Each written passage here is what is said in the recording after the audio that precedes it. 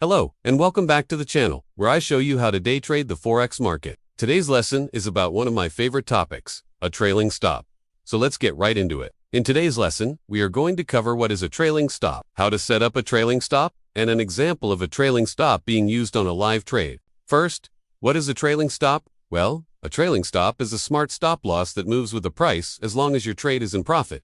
But it doesn't move all the time. It only moves when your trade is in profit. And once a reversal happens and you start losing money on the trade, the trailing stop stays in place. This means that if your trade is in profit, the stop loss will keep moving with the price. But if price starts moving against you, then the stop loss will not budge. This is why it is called a trailing stop loss, because it trails along with the price as long as your trade is in profit. And it helps you lock in profit without having to manually move your stop loss. Now let's learn how to set a trailing stop. We're going to go through step by step on a live trade right now. So I already have a position open. I bought USD at 1,000.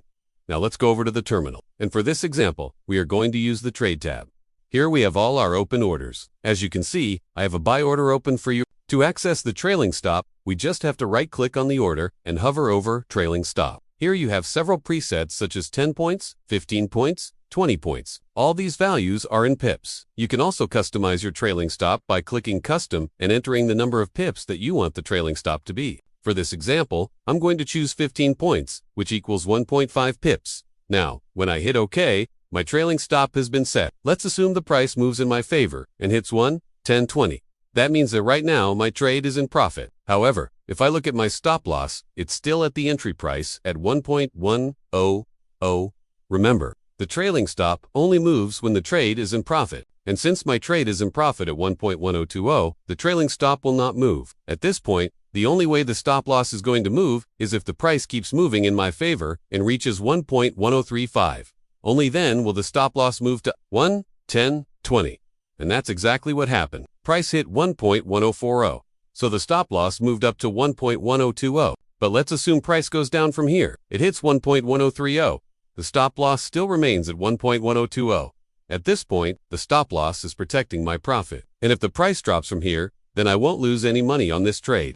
This is the beauty of the trailing stop. It protects your profit when price starts reversing against you, and you don't need to do anything. It all happens automatically. Now let's look at a few important notes about trailing stops. First, trailing stops only work while the MetaTrader platform is open and running. This means that if you close MetaTrader, or if MetaTrader crashes, then the trailing stop will stop working, and it's not trailing anymore.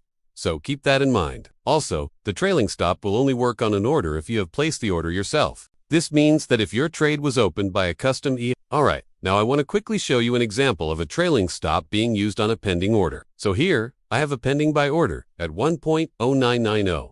This means that if the price hits 1.0990, then the trade will automatically be opened. Now let's say the price goes down to 1.0980 and then starts moving back up. Even though the pending order has not been triggered yet, the trailing stop is already in effect. If the price goes up to 1.0995, then the trailing stop will move from 1.098 to 1.0995, and if the price keeps moving up, then the trailing stop will continue to trail along. But the moment the pending order gets triggered and the trade is opened, then the trailing stop will start protecting that trade. Lastly, remember that the trailing stop is a lagging indicator. This means that it reacts to price movements after they have already happened.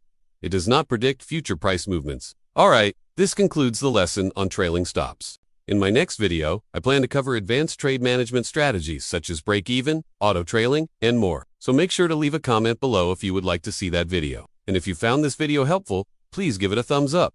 I greatly appreciate that. Thanks for watching, and I'll see you in the next video.